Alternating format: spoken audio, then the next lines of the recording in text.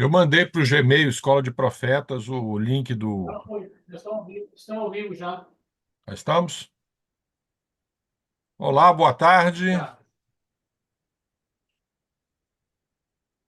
Boa tarde Olá, a boa tarde, todos. gente, tudo bem? Olá, doutor Alexandre, que bom estar com o senhor aqui, viu? Muito Louvado seja o obrigado. nome de Deus. É uma alegria podermos participar juntos nesse evento e espero que seja proveitoso aí para as pessoas que estão assistindo com a gente, né? E que eles possam crescer aí no Amém, conhecimento da graça. amém, amém. Então, vamos iniciar com uma oração. Você ora para a gente, Maísa? Oro, vou orar agora. Eu vou dizer uma coisa para vocês, antes de orar, queridos irmãos. Isso que nós vamos fazer aqui é o início de uma série de informações muito especiais que Deus gostaria que a gente estivesse meditando, trabalhando e instruindo o povo de Deus nesses últimos dias. Isso faz parte do preparo que Deus espera que seu povo tenha. E eu vou orar nesse sentido, pedindo a Deus que nos dê cabeça para enfrentar esses momentos finais. Vamos orar. Santo Deus e amado Pai, nós não temos outro bem além do Senhor. O Senhor é o nosso Deus.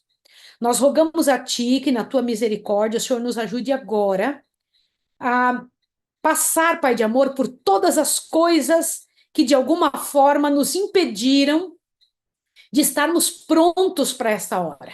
Que se alguém precisa de preparo, Pai Santo, para este momento especial e final da história da Terra, seja agora, Senhor, que aconteça na nossa vida. Eu clamo a Ti a Tua bênção, o Teu poder sobre a vida das pessoas, sobre o doutor Alexandre, sobre mim mesma, e ajuda-nos a esconder atrás da rocha, que é maior que nós mesmos, pedindo o Teu poder em nome de Jesus sobre a nossa vida.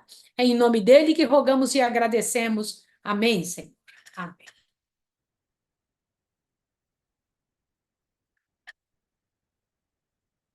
Não estou lhe ouvindo, doutor Alexandre.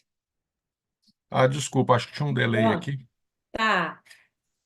Nós vamos apresentar um tema bastante interessante para vocês e nós vamos, eu vou compartilhar uma tela aqui, mas eu não sei como aparece para vocês.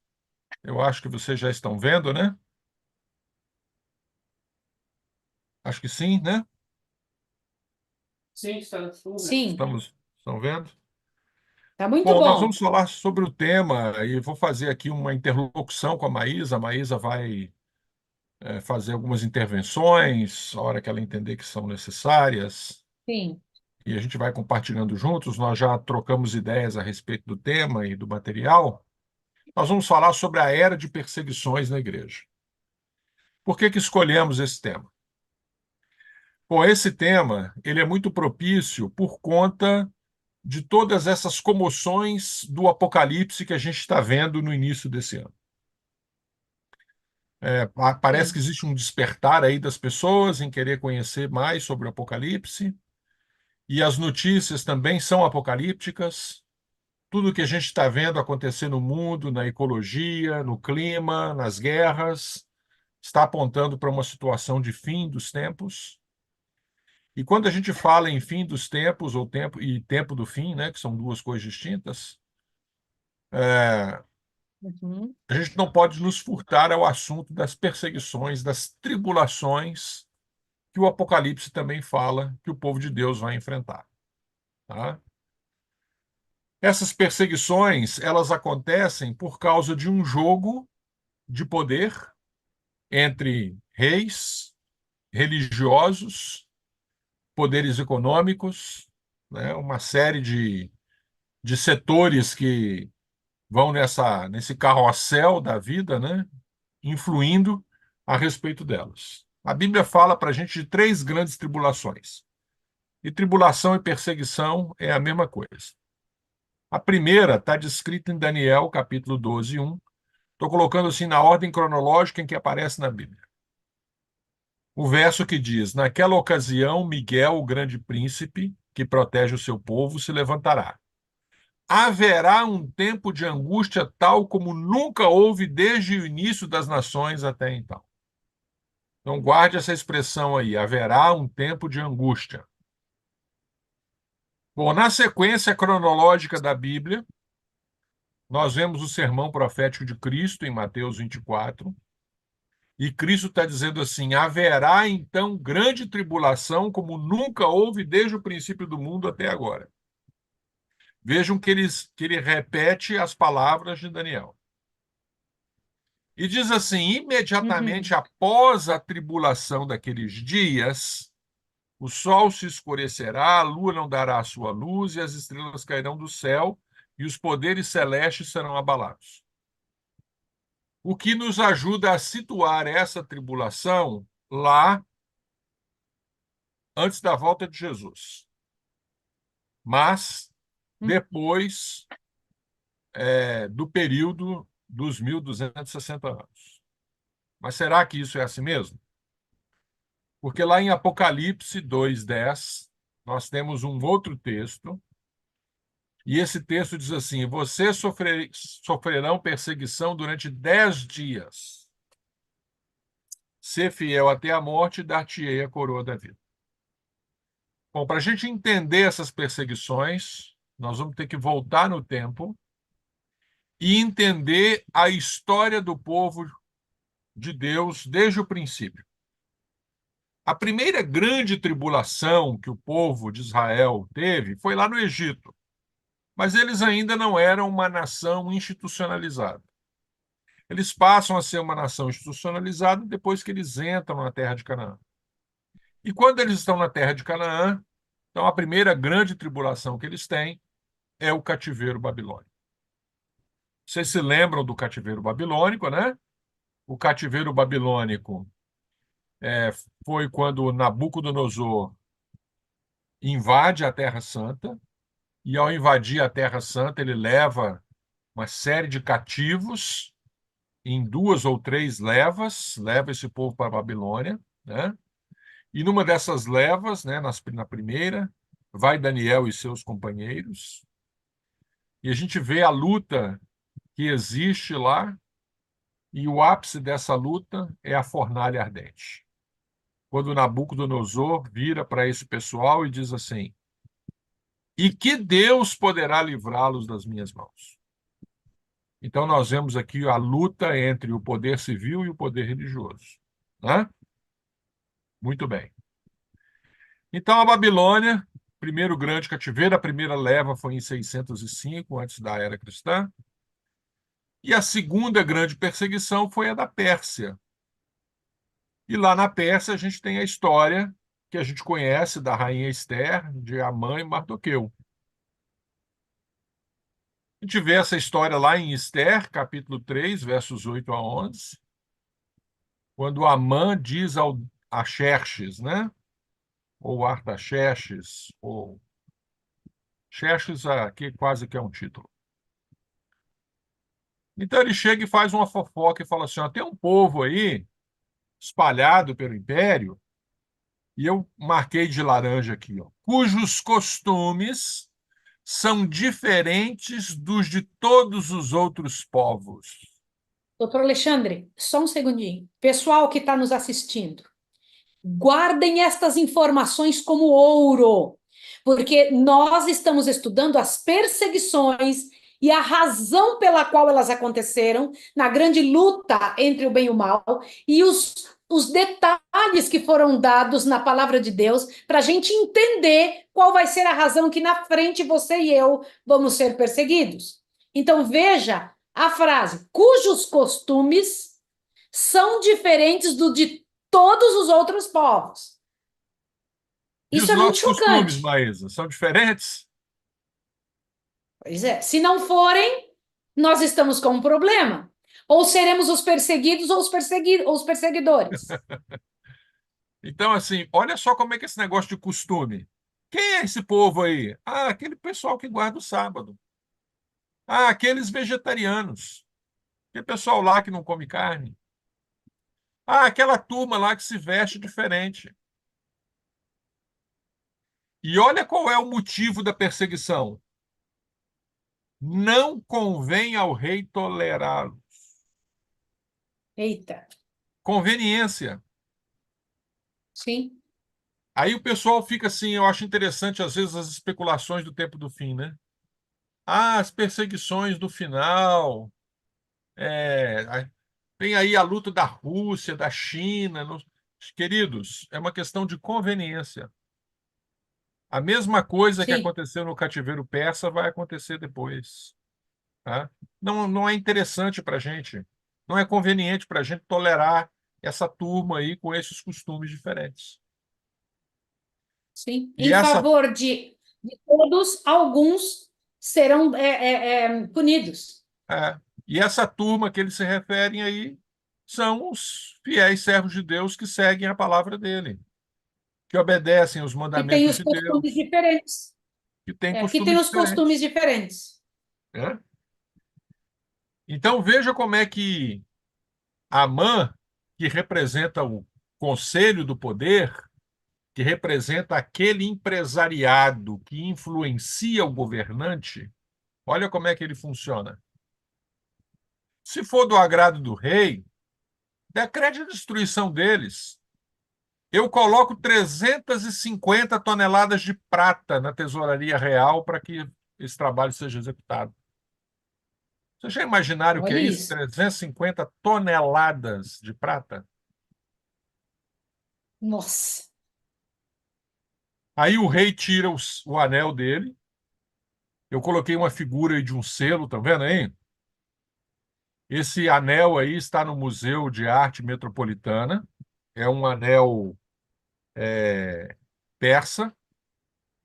Ele tem o nome aí de Haji Muhammad ibn Muhammad, que para os árabes lá, Muhammad é o nome de Maomé, né? Então, todos os grandes governantes e todos os grandes as pessoas importantes usam Muhammad no nome, né? É o selo real. Vejam aí que o anel tem um selo, né? Tem um desenho. Então ele derretia a cera, colocava no papel e selava com o anel dele aquele decreto. Sim, Por isso que não dava para revogar o decreto, porque quando selou, sim. você não tem como desfazer esse selo, tá? Mas olha a resposta do rei: fica com a prata, faz o que você quiser com o povo.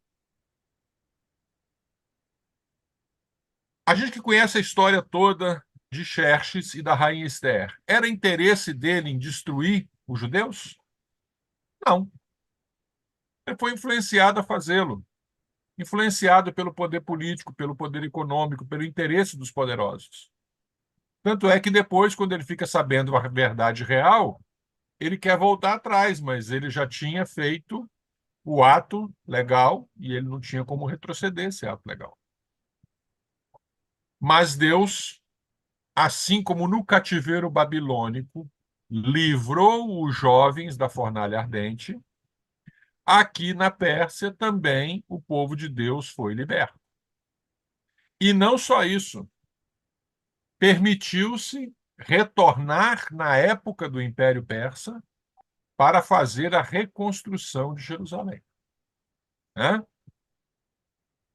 Então, vejam que a Sim, reconstrução de Jerusalém, a gente situa ela, né, o início das 2.300 tardes e manhãs, em 10 de Tíxere de 457. Ou seja, coisa de uns 20 anos depois desse episódio com Esther, né? Então, a gente vê aí que a influência de Esther na corte foi, quem sabe, gerou algum reflexo para isso, né? Mas as perseguições não acabaram aí, não. Depois sim, vem o Império Grego, e quando o Império Grego se divide, Antíoco, que vai ficar lá na região da Palestina, né?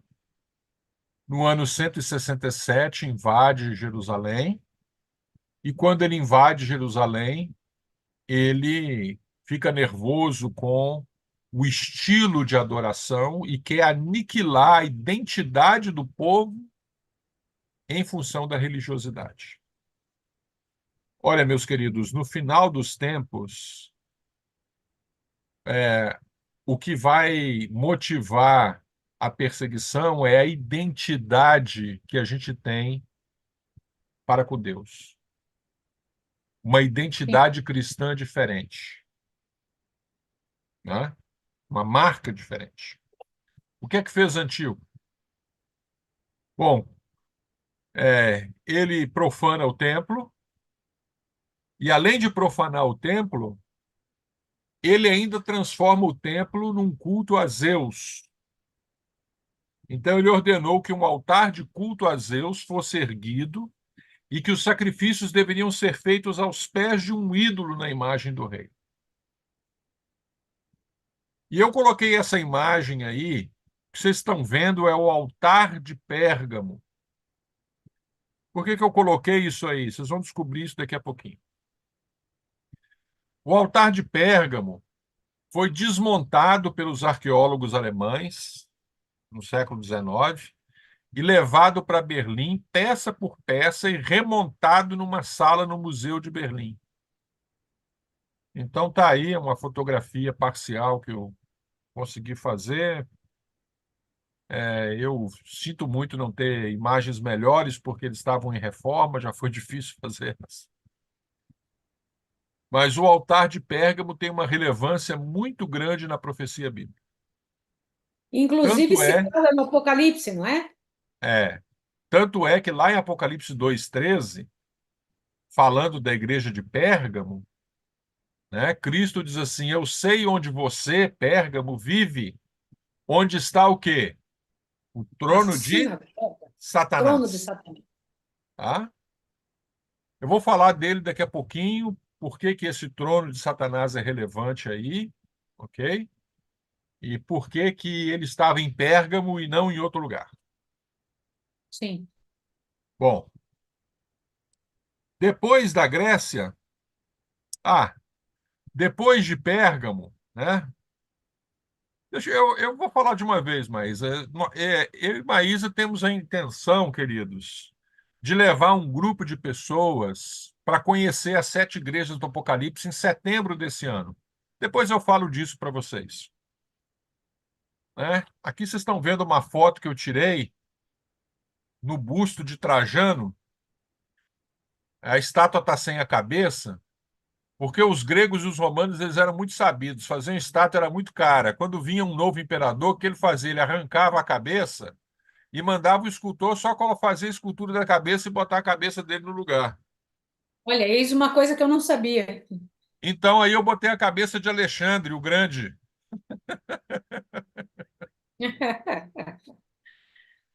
Mas esse aqui é um busto de Trajano. Esse templo que está aqui em cima, aqui em Pérgamo, é o templo de Trajano.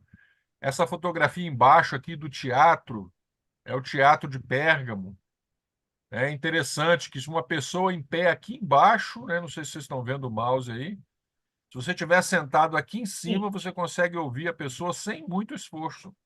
Tamanha é a acústica desse negócio aqui. E Desse era espaço aí, né, aqui. doutora? Hã?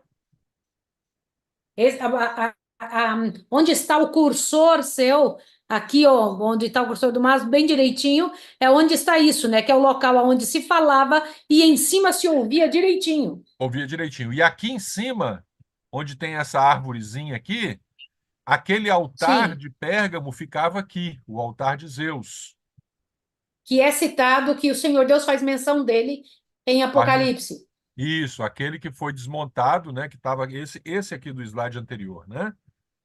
Esse altar Aham. aqui, ele ficava aqui, né, perto dessa árvorezinha, tá? E, e Pérgamo vai ter uma influência muito grande na profecia bíblica para a gente entender a questão de Apocalipse 12:13, né? Daqui a pouquinho a gente vai falar disso. Bom, mas assim como veio o livramento na Babilônia, na Pérsia, também veio na Grécia.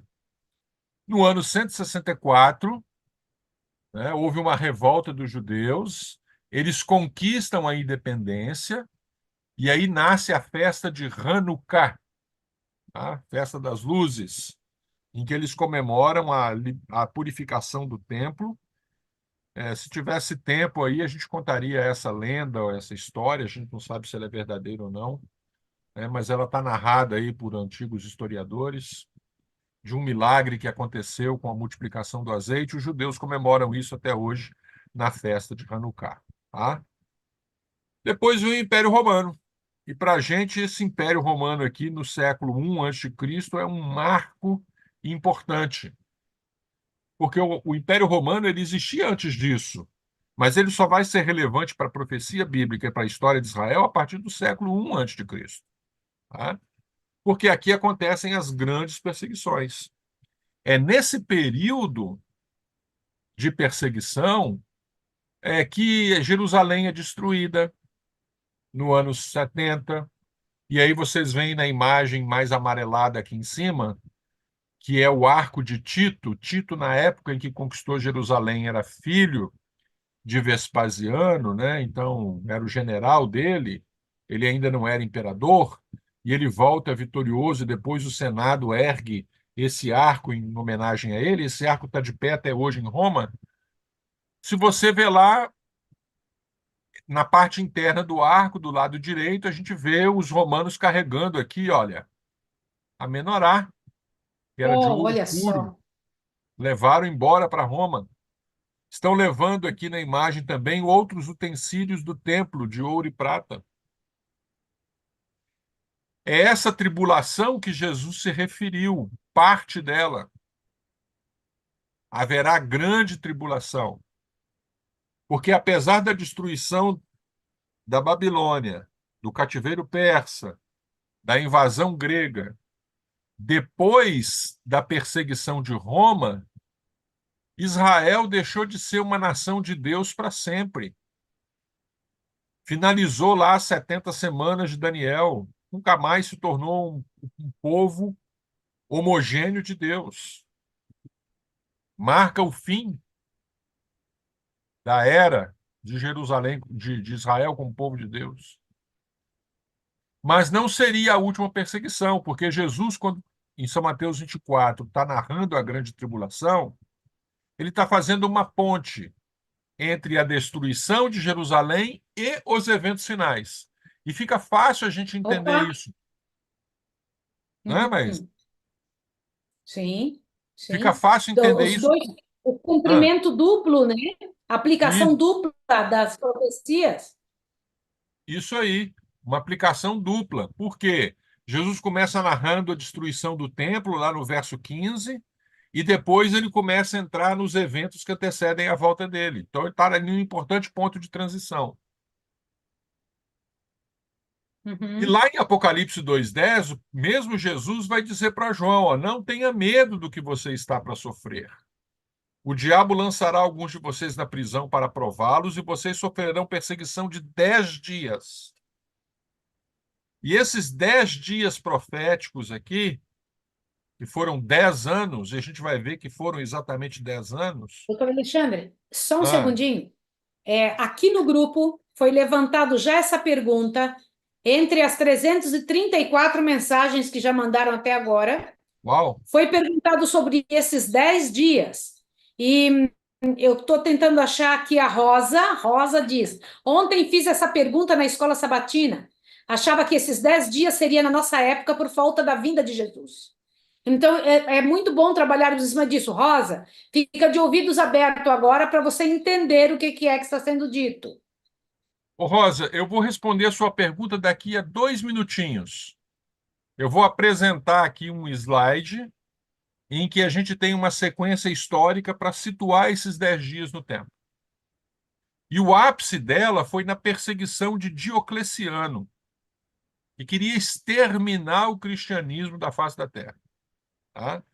Então a gente tem essa pintura icônica aqui embaixo, né? De um anfiteatro aqui, e mártires, né? Um leão aqui para devorar esses mártires. Cristãos aqui, ó, empalados como tochas humanas. Essa é uma pintura de Jean-Léon Gérôme, né, de 1883, uma pintura icônica. E a gente pode situar isso no tempo. Para situar isso no tempo, eu quero que vocês entendam primeiro a ordem dos imperadores mais importantes para aquela ocasião. Bom, Roma sempre foi um império perseguidor para o povo de Deus. A gente vê isso no Novo Testamento desde que Jesus nasce. Bom, Jesus nasce aqui em torno do ano 5 ou do ano 4 antes de Cristo. Viu, gente? Jesus nasceu antes de Cristo. Vou Pois é. explicar isso aqui. Eu vou explicar isso aqui. Antigamente, quando o imperador Juliano resolveu fazer um calendário, eles fixaram o nascimento de Cristo como se fosse o ano 1 da nova era. E essa nova era foi chamada de Ano do Senhor, daí a expressão Anno Domini, que vocês tanto ouvem falar, o AD. E por muitos anos acreditou-se que aquele ano 1 era o ano do nascimento de Cristo. Mas com as descobertas arqueológicas, com o avanço do conhecimento teológico, a gente descobre que Cristo, na verdade, havia morrido naquele calendário que eles haviam fixado, uns 5 ou 6 anos antes, quando eles conseguiram fixar a data da morte de Herodes. E isso tem documento, tem uma série de coisas, não dá para questionar isso, tá? Então as pessoas resolveram mudar a nomenclatura. Esse ano 1, em vez de ser chamado ano 1 depois de Cristo, passou a ser chamado de ano 1 da era cristã. E o ano Ó, 1 antes da era cristã, então ficou sendo chamado ano tal antes da era cristã. Por isso que eu escrevo aqui, ó, antes da era cristã, era cristã. EC era cristã. Antes da era cristã é antes do ano 1, tá? Para não gerar confusão, para não ficar assim, Cristo nasceu antes de Cristo. E por que que a gente sabe que é mais ou menos nessa época? Porque a gente consegue situar hoje, pelas profecias de Daniel, que Jesus foi batizado no ano 27. E a Bíblia diz que ele tinha cerca de 30 anos no ano 27. Então, para ele ter 30 anos, ou quase 30 anos, ele tem que ter nascido entre o ano 5 e o ano 4. Tá? A gente deixa aqui uma margem assim, ano 5, ano 4, porque aqui existe um problema de fixar a data em função da morte de Herodes. Tá bom? Porque senão Herodes teria morrido antes de Jesus nascer e ele não teria como perseguir o nascimento de Cristo quando os magos chegaram. Então, como existe essa controvérsia aqui, fica esse 5/4, que a gente não tem absoluta certeza e precisaria de mais informação arqueológica. Quem sabe um dia Deus nos revela isso com precisão. Mas na compreendido, época, doutor. né? Deu para Uhum. entender? Ficou confuso ou Sim. não? Não. Tá. Então, aqui, na época em que Jesus está nascendo, o imperador era Augusto. E aí ele recebeu o título de Kaiser, ou César, e por isso é chamado de César Augusto. Depois veio Tibério. Já na época aqui em que Jesus está morrendo, em que Jesus foi batizado, né? Porque Tibério começou a reinar em 14, no ano 14. Então, Tibério agora se torna imperador, então ele pega o título de César Augusto e fica Tibério César Augusto. Depois vem Calígula, o nome era Caio, né? Aí ele adota esse título. Depois vem Cláudio, adota esse título. E aí vem Nero, que é bem conhecido. Nero vai reinar de 41 a 54, ou seja, antes da queda de Jerusalém no ano 70, tá? Antes da queda de Jerusalém. O que que acontece aqui com Nero? Nero é um dos grandes perseguidores dos cristãos. Algumas pessoas acusam Nero de ter posto fogo em Roma, a gente não sabe se ele pôs fogo. A gente sabe que houve um incêndio e ele culpou os cristãos por causa desse incêndio. Entre Nero e Vespasiano teve uma tetrarquia, ou seja, o império foi dividido entre 4 governantes, durou pouco tempo isso. Vespasiano então assume a liderança e é na época de Vespasiano que Jerusalém cai. Tito, que era o filho de Vespasiano, é que vai lá destruir Jerusalém. E depois que Vespasiano morre, então Tito assume o lugar de imperador. Ele também persegue um pouco os cristãos. Domiciano também persegue. É na época de Domiciano que João é exilado na ilha de Patmos. E algumas coisas interessantes é, acontecem na época de Nero. Vocês estão vendo aqui uma pintura de uma mulher aqui, ó, semidesnuda, com um touro aqui jogado no chão, estão vendo? Sim. Essa pintura é uma pintura famosa, está no Museu Nacional de Varsóvia, e ela retrata uma história de Nero bastante interessante. Tácito, que é um dos escritores, um dos historiadores da antiguidade, ele escreveu que Nero disse o seguinte: para se ver livre do boato, Nero prendeu os culpados e infligiu as mais requintadas torturas em uma classe odiada por suas abominações, chamada cristãos pelo populacho. Olha isso aqui. De Então, quem que vocês acham que estão falando? Os que nos antecederam? Prestem atenção nesses detalhes. é. Então Tácito está dizendo que o populacho odiava os cristãos, quer dizer, o povo não gostava dos cristãos. Eles eram Não pagãos, gostavam. não gostavam. Os costumes deles eram diferentes. E Nero começou a impungir requintadas torturas. O que essa pintura aqui retrata? Nero, nessa ocasião, ouviu a lenda, uma lenda grega da história de Dirce. Dirce, ela era uma mulher do imperador, de um governante grego, e ela acolheu uma sobrinha muito bonita. Essa sobrinha era perseguida. Essa sobrinha sofreu uma série de injustiças na família. O marido largou ela e tal, mas ela era muito bonita. E aí, Dirce e o marido acolheram ela em casa. Mas por que Dirce acolheu ela? Porque Dirce tinha ciúmes dessa menina. Achava que ela estava dando em cima do marido. Então ela Eita. trouxe para pertinho, fingindo ser amiguinha, para vigiar Dirce, para vigiar a menina, né? Dirce então vigiava a menina. E ela começou a fazer acusações injustas. E a trama de Dirce foi revelada. E aí o que é que fizeram com Dirce? Amarraram Dirce a um touro e ela foi sendo arrastada pela cidade, suas roupas rasgadas e seus membros esquartejados. Ai, meu senhor. O pintor Henrique aí fez a gentileza de não pintá-la esquartejada, mas os seus pedaços ficaram espalhados pela cidade. Bom, Nero ouviu essa história e sabe o que ele quis fazer? Ele repetiu a história. Ele pegou algumas mulheres cristãs e fez isso em Roma, para repetir a história de Dirce, porque achou a história de Dirce bonita e falou assim: ah, vou fazer isso com as cristãs. Olha que coisa. Outra coisa que foi feita por Nero.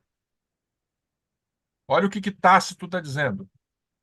Uma grande multidão foi condenada não apenas pelo crime de incêndio, mas por ódio contra a raça humana. E em suas mortes eles foram feitos objetos de esporte. Foram amarrados nos esconderijos de bestas selvagens e feitos em pedaços por cães, ou cravados em cruzes, ou incendiados. E ao fim do dia eram queimados para servirem de luz noturna. Então, na época de Nero, os cristãos foram usados como tochas humanas para iluminar a cidade de Roma. Que requinte de crueldade, hein? Sim. Satanás vem se aprimorando, doutor Alexandre, pessoal que está nos ouvindo, Satanás tem se aprimorado nos atos de crueldade, porque ele vem fazendo testes, acima de testes, para tornar mais fácil o trabalho de maldade que ele tem para executar no final. Ele tem tentado fazer de tudo para ensinar a humanidade, desensibilizando para aquilo que ele vai fazer no final com os remanescentes, com o povo que ele odeia, com o povo que vai conseguir fazer alguma mudança. E Isso isso me tudo é deixa treino. preocupado. Isso Isso me tudo é deixa treino. preocupado. Eu fico muito preocupado com isso, Maísa. Sabe por quê? Se hoje a gente vê as notícias da televisão, não tem perseguição, temos liberdade religiosa. E as mulheres são machucadas, perseguidas pelo machismo, os negros pelo racismo, os judeus pelo antisionismo. Eita. Imagina o que esse povo vai fazer quando o diabo tomar conta do mundo e acusar os cristãos das maiores mazelas que o mundo estiver sofrendo. Olha, gente, doutor Alexandre está preparando, explicando para nós agora, para aquilo que vamos ter que explicar para vocês, que é a perseguição no final. Vocês estão aqui, ó, já são 399 pedidos e comentários. Vocês estão comentando sobre a grande necessidade que existe de entender isso. É óbvio que é. Você está no meio disso. Isso você está atolado até o último fio de cabelo nessa É, história. E é com você isso. Se nós não entendermos o que Satanás já fez através do povo no passado, não estaremos preparados, iludidos para o que virá na frente para nós. Vocês estão perguntando aqui, mas isso será com o povo adventista? É óbvio, gente. Seria com óbvio. quem? É conosco, é com você que está aí do outro lado. É. E como é que a gente vai se livrar disso? Pois é. Bom, vieram outros imperadores e fizeram coisas piores. E a gente chega agora na época de Diocleciano. E Diocleciano vai ser considerado o maior dos perseguidores dos cristãos. E ele vai fazer 4 editais, que são chamados de éditos, 4 Uhum. proclamas, 4 proclamações, que vai iniciar o período dos 10 dias proféticos. Aqui, Rosa, agora, eu estou situando no tempo. Esses 10 dias proféticos, eles começam no ano 303, quando Diocleciano emite a sua primeira proclamação de perseguição. E ele vai até o ano 313, quando o imperador Constantino o Grande proclama o seu Edito de Milão. E são exatamente 10 anos dessa ponta até essa ponta. Ora, nós aprendemos no estudo da profecia que um dia profético simboliza um ano. Sim. Isso está lá em Ezequiel, capítulo 4, verso 7, e outros pontos da Bíblia. Então, um dia, um ano. 10 dias, 10 anos. Começa em 303, 10 anos depois, termina em 313. Essa perseguição dos 10 dias está situado em Apocalipse capítulo 2, dentro do período profético da igreja de Esmirna. Então, são perseguições que começam com a igreja de Esmirna. E é por isso que ela é situada aqui e casa certinho com a história, bate os 10 dias proféticos certinho. Vamos ver isso com detalhes, então. Bom, eu falei para vocês que em setembro, né, estão todos convidados. Depois, no final da palestra, eu vou deixar o contato aí para você, se você quiser viajar conosco para conhecer para conhecer as 7 igrejas do Apocalipse. Eu vou falar um pouquinho depois disso, se a Maísa permitir. Sim. Posso falar, Maísa, depois? Claro, sem problema nenhum. Uma Imagina, das pode coisas que sim. nós vamos visitar é a igreja de Policarpo. Policarpo foi o pastor da igreja de Esmirna. E ele sofreu a perseguição dos 10 dias. E ele foi morto na fogueira. E nós vamos conhecer o local aonde ele foi queimado. No local onde ele foi queimado, hoje tem uma igreja erguida. E esta é uma das pinturas na parede da igreja. A fotografia não ficou muito boa porque o fotógrafo é ruim, deu um reflexo aqui, mas você vai ter a oportunidade de ver a pintura ao vivo e a cores. Lá nessa igreja também, que é a igreja de Esmirna, que é essa que aparece na fotografiazinha aqui do lado aqui, né? Vocês estão vendo o teto da igreja e as pinturas. Aquela pintura que eu mostrei em detalhe é uma dessas pinturas nas laterais aqui. Uma igreja muito bonita. É onde tem uma réplica fiel também do sudário de Turim. A Sim. Igreja Católica acredita que esse sudário é verdadeiro, que é o sudário que envolveu o corpo de Cristo na época da ressurreição. E se você tiver o privilégio de ir comigo e com a Maísa, eu quero explicar isso para você lá, olhando para o sudário e mostrando essa réplica fiel que está nesta igreja, tá? Porque ele foi exposto nessa igreja durante um tempo. Ele ficou aqui durante um tempo. E aí você vai aprender se esse sudário é verdadeiro ou não. Então, eu vou deixar o povo com água na boca, tá, Maísa? Sim, sim, Quem pela graça quiser de Deus. aprender sobre o sudário de Turim tem que ir com a gente na viagem. Sim. Bom, aqui do lado esquerdo da tela, vocês têm uma fotografia da praça de Esmirna, Uhum. dessa igreja do Apocalipse, tá? Que nós vamos conhecer. Antes dessa perseguição dos 10 dias, o imperador Décio publicou esse libelo que está aqui, ó, que é o libelo da perseguição diciana. Ele foi publicado em aproximadamente 250 da era cristã, tá? E ele é um certificado dizendo que o portador sacrificou aos deuses romanos. Por quê? Porque Décio, nas suas muitas perseguições, ele, né, teve uma carnificina tão grande, mas tão grande, que os historiadores dizem que era impossível contar os cadáveres da carnificina que ele fez. Um escritor da Antioquia, e nós vamos conhecer a cidade de Antioquia, tá? Bábilas, com seus 3 filhos pequenos, Urbano, Prilidã, Éplon e Sisto, que foi bispo de Roma. E Lourenço Huesca, um arquidiácono, ou seja, um ancião da igreja, e Hipólito, da igreja de Roma, tornaram-se perfeitos pelo martírio porque confessaram o nome do Senhor. E essa história é impressionante, é de arrepiar. É, Bábilas estava preso e eles iam ser queimados na fogueira no dia seguinte. E os seus filhos estavam angustiados. Será que nós vamos suportar isso?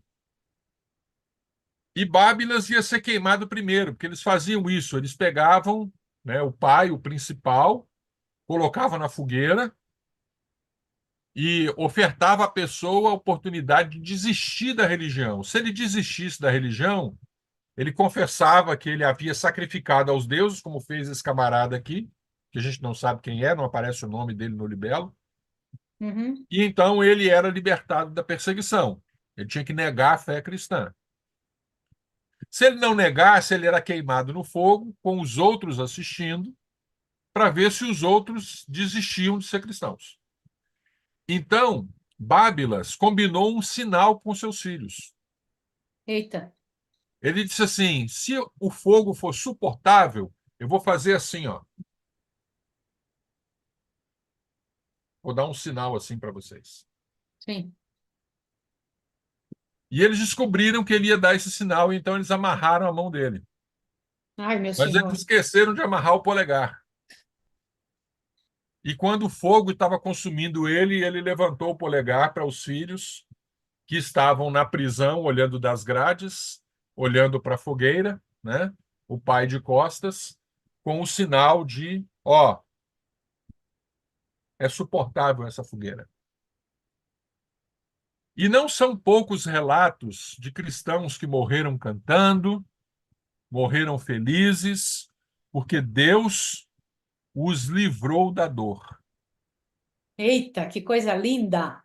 Queridos, eu me lembro dos nossos jovens hebreus na fornalha ardente. Ó, rei, vou contar um negócio aqui. Se o meu Deus quiser me livrar, ele me livra. Problema nenhum, não. Se ele não quiser livrar, não tem problema não. O rei fica sabendo que se a gente tiver que morrer queimado, nem assim a gente se curva diante dos seus deuses aí, não. Imaginaram isso? Que Tremendo. fé! Ó, morrer Mas queimado? eles não estavam preocupados em morrer ou não. O que eles queriam era levantar o nome de Deus diante de um mundo pagão. Então, a Não é? nossa preocupação não deve ser, queridos irmãos, porque eu sei que vocês estão aqui angustiados, perguntando isso: como é que vai ser? Como é que vai ser? Deixa eu lhe dizer uma coisa. Preocupe-se em louvar o nome de Deus e Deus te dará poder e graça para ser mártir, se você for chamado para ser mártir. Se o Senhor Deus quiser você, na soberania dele, para ser um mártir, para trabalhar, para ser perseguido, para ser torcido, para ser apertado nesses últimos dias, o Senhor dará para você condição para isso. Então, em nome de Jesus, preocupe-se em manter o zelo do trabalho de Deus, oração, busca de poder do céu, para que a coisa aconteça no seu coração. Essa é a principal razão de estarmos estudando, jejuando, buscando a presença de Deus, para estarmos fortes na hora da coisa que vai acontecer. É isso aí. E por que que a gente se preocupa com essa era de paz? Porque foi assim que aconteceu no Império Romano, queridos. O judaísmo era considerado uma religião lícita, uma religião legal. Os romanos não tinham problema com a religião dos judeus, não. E o Olha, judaísmo foi o berço do cristianismo. Jesus era judeu, os discípulos eram judeus, e eles se transformaram, eles deram início à religião cristã. Então, era uma religião lícita, não sim. tinha problema nenhum.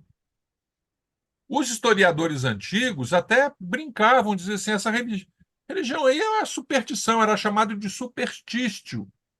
Ah, religião de superstição. Uhum. O Deus deles, eles pregam numa cruz. Eles Olha riam. só, olha só. Isso não incomodava eles, não. Sabe o que começou a incomodá-los? Quando os pagãos começaram a abandonar as práticas pagãs e convertiam-se ao cristianismo, e não só se convertiam, como procuravam converter outros. Como é, doutor Alexandre? Quando é que era que eles começaram a se preocupar? Eles começaram a se preocupar quando os pagãos começaram a se transformar em cristãos. Aleluia, olha isso. E esses cristãos, esses pagãos cristãos, agora convertidos, eles começaram a convencer outras pessoas a se tornar missionários. Aleluia, olha Eles isso. começaram a converter outros. Aí isso incomodou Roma. Uhum, Se a gente permitir isso, todo mundo vai ser cristão. sim. E eles começaram a perseguir.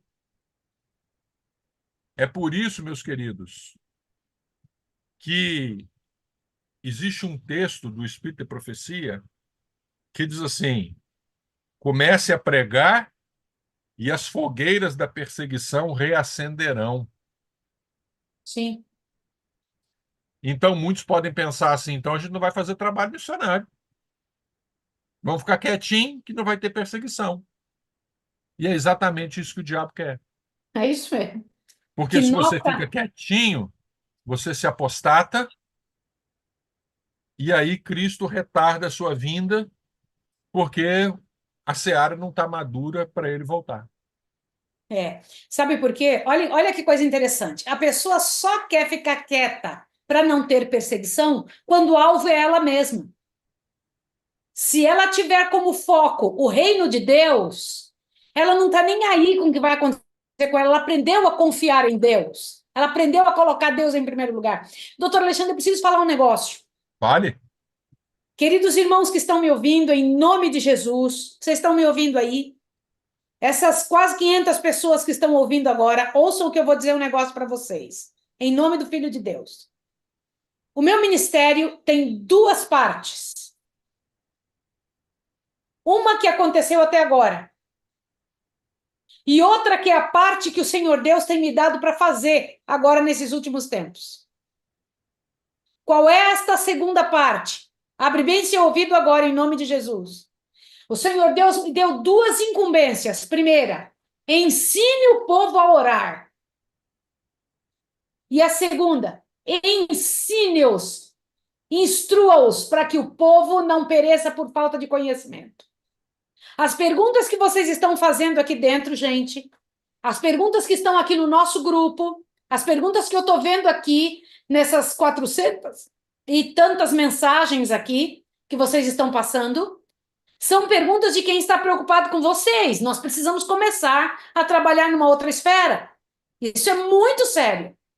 Nós estamos lutando para que você seja preparado para enfrentar o que você vai enfrentar, não tem outro jeito. Você vai passar por isso, querido irmão e querida irmã, que está me ouvindo. O fato de nós estarmos aqui hoje explicando como foram as perseguições do passado, daqui a pouco eu vou entrar no capítulo 39, não sei se hoje ou se no domingo que vem vai dar tempo da gente pegar e trabalhar nas perseguições finais do povo de Deus, das últimas perseguições, é para que você comece a ver que o Deus eterno, aquele que não perde nenhum pedacinho da história, está no controle de todas as coisas. Estas pessoas que foram martirizadas no passado, que morreram confiando em Deus, olha aqui, ó, que morreram confiando no Senhor, que a mão deles era presa, que todas as coisas, era feito de tudo para que eles não tivessem meio de pregar, essas pessoas, elas estão guardadas para a hora em que o Senhor Deus as chamar do túmulo, louvado seja o nome do Senhor. Amém. Você tem que acreditar nisso, querido irmão. Você tem que acreditar. Eu estou vendo que as suas perguntas aqui, elas estão voltadas no medo. Não é para ter medo. Que Satanás não estrague a tua maneira de enxergar e ouvir essa mensagem aqui agora. Tenha a força de Deus. O Senhor Deus disse que daria poder a você sobre os demônios. Daria poder a você sobre qualquer miséria. Você tem que estar pronto, ainda que seja para morrer. Ouça com atenção isso, para que em nome de Jesus a sua mente esteja pronta para o que virá. Maísa, eu vou correr um pouquinho por causa do Sim, tempo e eu quero canalizar esse medo. sim, Quero que você sinta medo e canalize esse medo. Sabe por quê? sim. Porque a gente vai enfrentar isso aqui, ó. Olha o primeiro édito dele. Os cristãos não podiam reclamar nos tribunais. Então, você está sendo perseguido, aí você entra com ação judicial, vou contratar um advogado. Aí sabe qual era a resposta do judiciário? Ó, tem uma Qual lei é? aqui que proíbe vocês de virem para o judiciário reclamar disso. Vocês não podem vir reclamar no judiciário disso, não. Você não vai Eita, ter o apoio do Estado. Tá? Depois veio um segundo édito. A diferença de édito, gente, e edito é o seguinte: édito é um proclama, edito é uma sentença. eu não Tá? sabia não, doutor Alexandre. Dá quase Eu a não mesma sabia coisa. disso. Não se preocupa com a diferença, não, que dá quase a mesma coisa. O Uhum. imperador cria um decreto e esse decreto vai ser pregado numa porta lá. O Sim, decreto inteiro, o texto grande, é o edito. E o sim, texto pequenininho que vai pregado na porta é o édito. tá. Tá? Muito bem. Veio o segundo. Ele não ficou satisfeito. Veio o segundo. E nesse segundo ele manda encarcerar os pastores, porque ele matava os cristãos e a igreja cristã, em vez de diminuir, aumentava. O sangue dos cristãos parecia ser semente. Quanto mais cristão ele matava, mais gente se convertia ao cristianismo. Sim, Aí ele começou a perseguir os excelente. pastores, os sacerdotes. Não deu certo. Ele, então, para se vangloriar, no dia do aniversário dele, ele dá uma anistia para o sacerdote. Mas o sacerdote só podia ser libertado da prisão se ele sacrificasse aos deuses romanos. Ou seja, não adiantou nada, né? E veio Sim. um quarto édito, que ordenava que todas as pessoas, homens, mulheres ou crianças, que se reunissem em lugar público deveriam oferecer um sacrifício coletivo. Se eles recusassem, seriam executados. Eita. E esse édito teve o maior efeito na cidade de Tessalônica. Quero ter oportunidade de mostrar isso em Tessalônica para vocês, o lugar aonde essas execuções aconteceram, tá? Então, na nossa viagem aí, eu quero levá-los a Tessalônica. Aí uma pequena visão para vocês de Tessalônica, dos restos. Bom, então agora aqui respondendo a pergunta da Rosa e dos outros, Aqui estão as 7 igrejas do Apocalipse e os seus períodos proféticos. Cada igreja do Apocalipse, ela existiu de verdade. Nós vamos visitar essas igrejas, vamos entender as figuras de linguagem, porquê da roupa branca, porquê do colírio, porquê da água morna, cada detalhe de cada uma dessas igrejas, do ouro refinado. A gente vai ver essas características lá no local. Mas essas igrejas, elas também representam um período profético. Uhum, E isso nós vamos ensinar para vocês durante a viagem. uhum. Então, o período profético da igreja de Éfeso é o primeiro século, é a igreja primitiva. Termina com a morte de João, né? Aproximadamente aí no ano 100. Depois vem o período da igreja de Esmirna, onde está situada a perseguição lá dos 10 dias. E olha quem está ligado com ela, Pérgamo. E aqui cai o Império Romano. E uma coisa que vocês vão aprender depois, quem sabe numa próxima live, que a gente vai ter tempo de explicar isso hoje, por que que Roma pagã cai aqui, mas o apóstolo João está chamando isso de Grécia. Está dizendo assim, o trono de Satanás está em Pérgamo. Eita, Por que que ele fala que 5 reis caíram e que um que existe, em vez de ser romano, é grego? E o que que isso tem a ver com a união do Estado e da Igreja? E é essa união entre o Estado e a Igreja que produziram as maiores perseguições. Essa união foi promovida por Constantino. E Constantino, quando termina o período da perseguição, quando ele entra e dá anistia, acaba com a perseguição de Diocleciano, e os cristãos acham que agora estão seguros porque a perseguição acabou, isso foi uma outra estratégia do diabo, que matar os cristãos não estava dando certo. Então ele resolveu mundanizar a igreja. Nós teremos a oportunidade de conhecer a igreja de Laodiceia, como vocês estão vendo aí. Tá? Essa é a avenida principal. A igreja de Filadélfia, os restos da igreja de Filadélfia. Isso aqui são colunas. Lembram que na carta à igreja de Filadélfia fala assim: eu vou fazer vocês colunas do meu templo.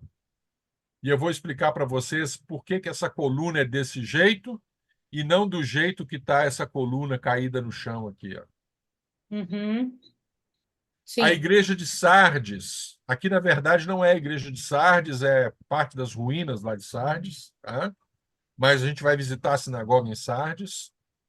Vamos visitar os restos da cidade de Tiatira e vamos visitar outras coisas interessantes, como, por exemplo, uma cidade subterrânea na Turquia, onde existem evidências de que os cristãos, para fugirem da perseguição, foram morar no subsolo, eita. largaram tudo, suas casas confortáveis, sua vida tranquila, e foi morar escondido debaixo da terra para não sofrer perseguição. É porque eles tinham, doutor Alexandre, uma visão muito maior de conforto. Para eles, o conforto era estar dentro do plano de Deus. Era É. isso que eles queriam de verdade. E eu pretendo fazer como o rei Herodes, mostrar o Sim. grande conforto que ele havia construído, então levo vocês para passear de balão e depois mostro a caverna subterrânea onde a gente tem que viver. Tá bom. Só uma Doutor brincadeira. Alexandre, o pessoal que for nesta viagem conosco vai ver essas coisas de perto. E por Vamos ver. enquanto vai participando dessas lives aqui, vai estar conosco estudando a palavra de Deus, Isso aí, ao vendo vivo e a cada um cores. dos detalhes, sabendo, entendendo. Quem for viajar lá para estes locais, poderá estar envolvido em ver ao vivo e a cores os locais por onde aconteceu tudo isso com os nossos irmãos antepassados. No entanto, os que não forem, estarão conosco aqui nas lives, estudando isso. Inclusive, após as nossas viagens que faremos, poderemos fazer outra live mostrando como foi. Isso é muito Exato. importante, doutor Alexandre, porque eu queria que todos os meus irmãos participassem, mas nós não temos como levar todo mundo. Então, vamos É. fazer o que a gente puder para todo mundo estar sabendo de alguma forma. Se eu tivesse o gênio da lâmpada, eu ia pedir para ele fazer uma ponte daqui para lá para todo mundo ir de carro. Amém. Amém. Quando Constantino pôs fim à perseguição, ele faz esse decreto aqui, ó. E eu quero Amém. ressaltar desse decreto apenas essa frase aqui. Pareceu-nos justos que todos, os cristãos inclusive, gozem de liberdade de seguir o culto e a religião de sua preferência. Ó, liberdade religiosa. Assim, qualquer divindade que no céu mora, ser-nos-á propícia a nós e a todos os nossos súditos. Esse pedacinho do edito é que se transformou o édito. Como a gente vê aqui o édito aqui, ó, esculpido na pedra, né? Como está em latim, né?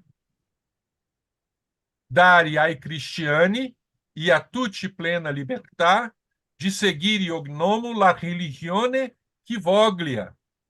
Ou seja, dê a todos, né, dê a todos os cristãos e a toda plena liberdade de seguir a religião que ele quiser, que ele Sim, entender que seja mais afim a ele. Quanto é divino o ser que mora no céu, me parece bem, e também a todos nós, né? A nós aqui é um plural de humildade, né? Então, assim, a mim e a todos os nossos súditos, que sejam adorados, placato e propício, né? aham. Propício a nós. Tá? Então, aqui Ó, está o edito de Constantino de 313, publicado em pedra lá. Tá? E é esse edito que põe fim à perseguição dos 10 dias. Então, assim, temos medo da perseguição? Claro que temos. Mas qual é a promessa de Deus? Seja fiel até a morte, e e eu dar-te-ei lhe a darei coroa a da vida. coroa da Amém. vida. Isso Eu lhe darei mesmo. a coroa da vida. Olha o elogio que ele faz para Éfeso. Você tem perseverado e suportado o sofrimento por causa do meu nome. Mas o que aconteceu? Você não desfaleceu. Você não desanimou por causa dessa perseguição. Agora, como é que a gente não desfalece? A gente não desfalece porque a gente tem que ser fiel. E foi essa fidelidade dos discípulos no meio da perseguição. Vejam só, João foi parar em Éfeso, gente. A distância de Jerusalém para Éfeso é um troço tremendo. Lá em Éfeso a gente vai conhecer a casa de Maria, mãe de Jesus, a igreja que foi construída em homenagem ao apóstolo João, né? Vamos conhecer outras coisas também, como vocês estão vendo na imagem aqui, a Biblioteca de Celso. Aqui embaixo, no piso da Biblioteca de Celso, tem um sinal judaico que mostra que existia uma sinagoga lá, por isso que Paulo foi para lá. Mas todas essas coisas são prenúncios da perseguição do fim dos tempos. Sim, E é uma pena que o nosso tempo esteja avançado, porque eu gostaria de explicar para vocês Apocalipse 12. Quem sabe a gente faz uma outra live, Maísa, para explicar Apocalipse sim. 12. Pastor, eu acabei de perguntar para Leandro sobre a possibilidade de domingo que vem a gente voltar aqui. Vocês que estão todos nos ouvindo, essas 509 pessoas assistindo, presta atenção, queridos. Para no domingo que vem a gente começar daqui em diante. Vocês aceitam? Vocês gostariam que isso acontecesse?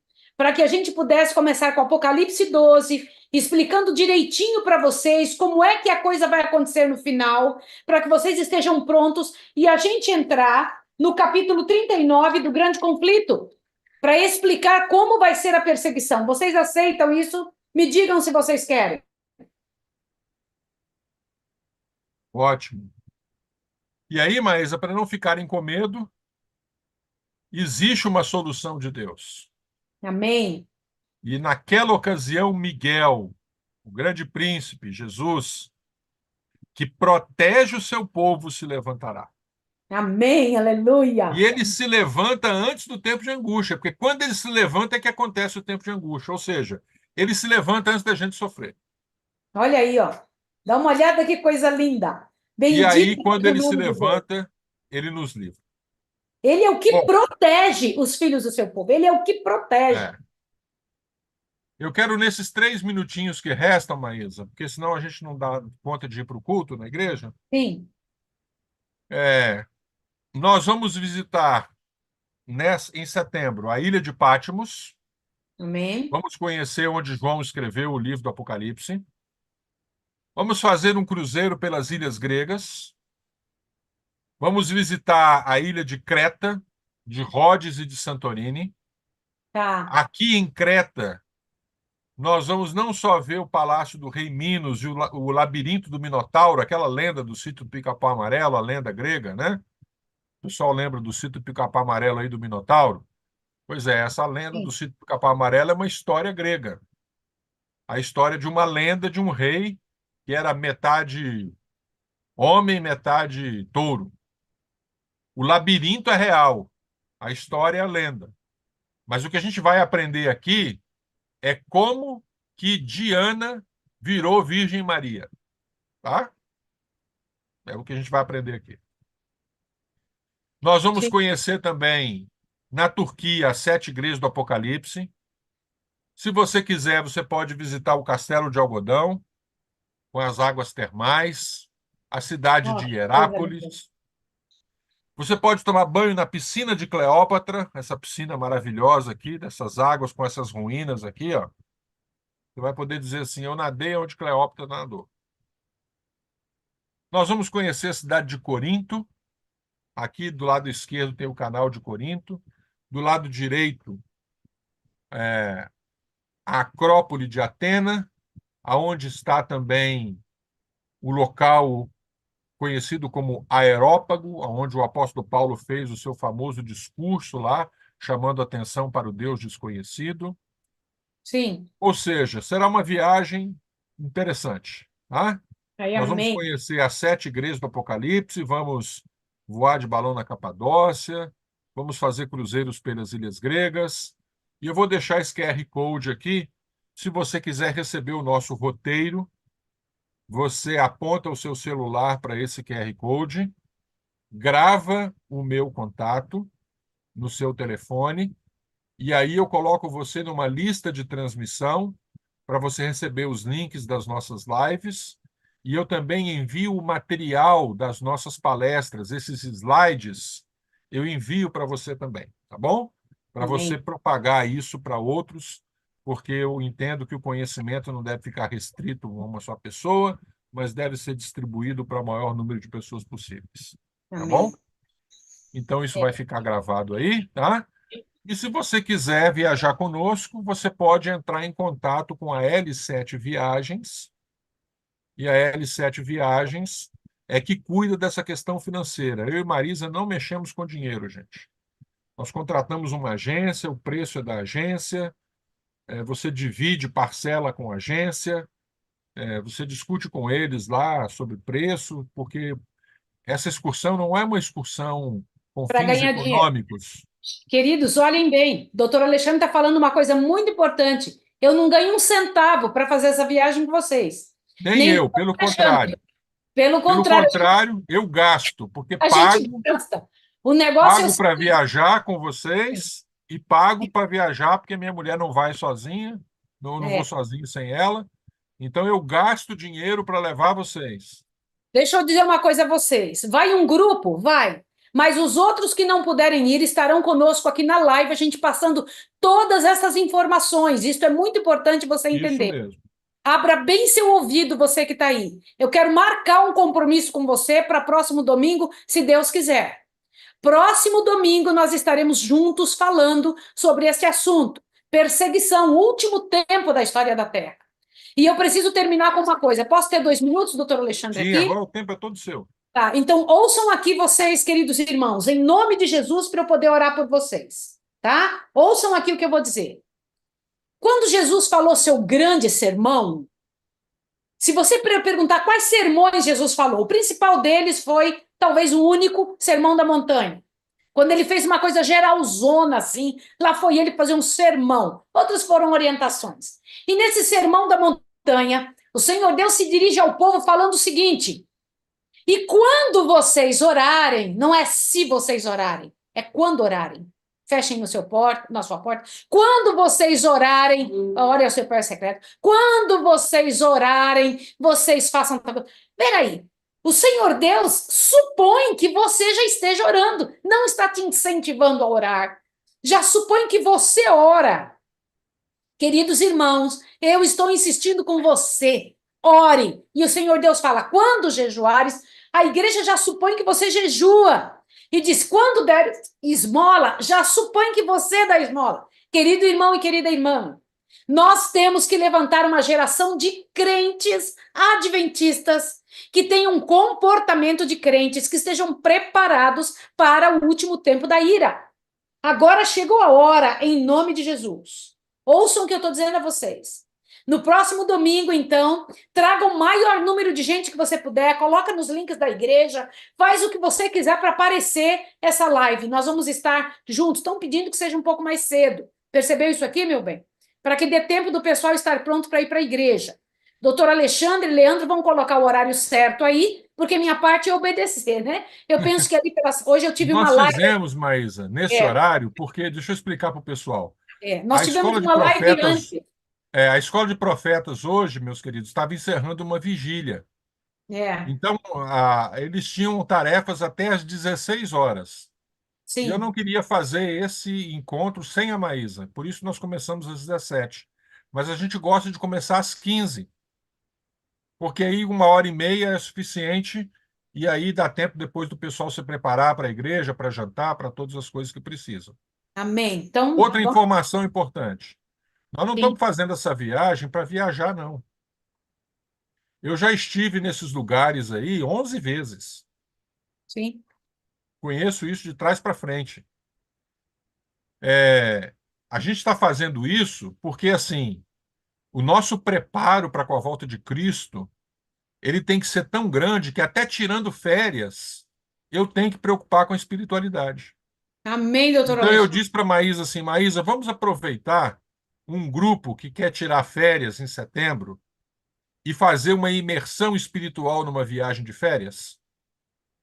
Então, queridos, essa excursão é assim: de manhã cedo tem culto com a Maísa, de noite tem culto com Amém. a Maísa. Amém. Durante a viagem, nos pontos que a gente visita, a gente tem aulas de teologia, aulas de arqueologia, tá? Aulas de Bíblia. Amém. É claro, você vai ter tempo livre para nadar na piscina de Cleópatra, voar de balão, comer a maravilhosa comida turca, a comida grega, né? Porque, afinal de contas, a gente também tem que ser feliz, né? Mas não é uma excursão para folgar, para dizer assim, sou rico e abastado, de nada tenho falta. Não é para isso. Sim. É para uma imersão espiritual. Amém. Para Amém. voltarmos de lá tão fortes espiritualmente, tão preparados para a questão das perseguições, para a questão de Apocalipse 12 e Apocalipse 13, que é o foco da nossa viagem, Sim. quanto para você ser um multiplicador do conhecimento para onde você estiver, você levar esse conhecimento. Nós queremos treinar você para ser missionário, não só para suportar a perseguição, mas também para ser um pregador da palavra de Deus, para se tornar um Amém. profeta. Amém. Amém. Estão dando a sugestão de às 15 horas de domingo que vem. Quantos de vocês Combinado. querem? Coloque o sim aí, se você quiser. 15 horas na próxima semana, domingo. Tire esse tempo diante de Deus. Joelma, eu estou vendo que você escreveu aqui, filha. Levante a sua cabeça, você é do Senhor. O Senhor Deus diz mais do que vencedora, minha filha. Levante a sua cabeça em nome de Jesus. Tá bom? Eu vou orar agora por vocês, vou clamar a Deus pela vida de vocês. Teremos no próximo domingo, se o Senhor permitir, estarmos todos juntos, mas já estamos marcados aqui. Chame seus amigos, chame todo mundo. É o nosso culto de história, buscar a Deus, de profecias, de estarmos preparados e de orar juntos, tá? Eu vou orar com vocês. Pode ser, doutor Alexandre? Sim. Vamos orar. Eu vou orar pela sua vida agora, tá bom? Vamos lá. Santo Deus e amado Pai, O Senhor tem nos dado a chance de ir a outros países, de conhecer outras coisas, e alguns dos meus irmãos não têm ido. Então, nós temos que ter um jeito de trazer estas coisas, estas informações, este conhecimento, essa cultura até eles. E eu te peço, em nome de Jesus, que nos ajude, a doutora Alexandre, a mim, ao Leandro, a Gleide, para que a gente consiga fazer esse trabalho aqui dentro das lives, de maneira que o povo esteja pronto, Senhor, não só os que forem para lá aproveitando alguma coisa, mas os que vierem aqui, Senhor, junto conosco nas lives, aprendendo a respeito disso, que o assunto, todo o assunto, toda a nossa intenção seja voltada para o teu trabalho, para fazer funcionar esses últimos momentos, para teu povo estar preparado. Senhor, quero te entregar cada pessoa que entrou nessa live. São metade, Senhor Deus, de 1.000, Senhor, estamos ali 500 e tantas pessoas, Senhor. É como uma igreja muito grande e lotada. Eu te peço que o Senhor os abençoe. Levante a tua mão sobre eles, Pai. Prepara-os, faça com que esta semana, Senhor, seja um marco na vida deles, Pai, de busca da Tua presença, de orarem como nunca oraram, de buscar a Tua presença diante de Deus e fazer dar certo a história deles como os Teus filhos. Amém. O Senhor me disse, preparai-os, preparai-os, e aqui estamos nós, Senhor, para fazer esse trabalho em Teu nome. Em nome de Jesus, eu entrego o doutor Alexandre, a mim mesma, o Leandro, Amém. a Gleide, entrego todo o nosso povo e que eles se sintam amados e fortalecidos. Em nome de Jesus, amém. Queridos, eu amo vocês. Se sintam amados, viu? São meus irmãos em Cristo. Amém. Deus abençoe vocês, queridos. Maísa, e para Sim. terminar, na semana que vem a gente começa respondendo as perguntas do chat, tá bom? Tá joia. Muito bom. 15 horas. Tá bom, Muito queridos? obrigado 15 pela paciência, pelo Amém. carinho e que Deus abençoe a todos. Amém. Um beijo, gente. Tudo de bom. Um abraço. Obrigada, doutora Alexandre. Um abração. Às suas ordens. Tchau, tchau. Tchau, tchau.